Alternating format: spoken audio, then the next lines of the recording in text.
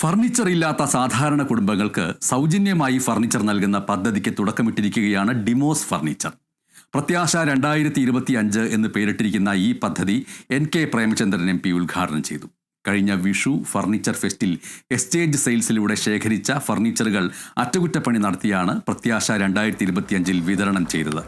50 ലക്ഷത്തിലധികം രൂപയുടെ ഫർണിച്ചറുകളാണ് പദ്ധതിയുടെ ആദ്യഘട്ടത്തിൽ വിതരണം ചെയ്യുന്നതെന്ന് Demos group managing director Zakir Hussain പറഞ്ഞു. ഉദ്ഘാടന സമ്മേളനത്തിൽ PC Vishwanath MLA, managing partner KP Hamsa, Kottankara ഗ്രാമപഞ്ചായത്ത് president Vineethakumari, PMA Rahman, Suresh Babu, Rajeev, Muhammad Mustafa, H Haris, Pradeep എന്നിവർ സംസാരിച്ചു.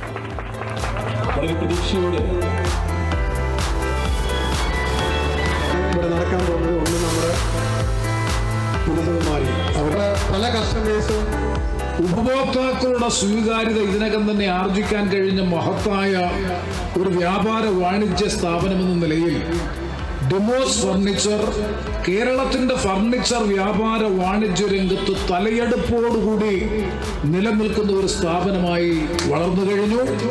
അതിലുള്ള അഭിമാനം, അതിലുള്ള സന്തോഷം, അഭിനന്ദനം ഞാൻ ഈ അവസരത്തിൽ അവരുമായി പ്രത്യേകമായി പങ്കുവയ്ക്കുക.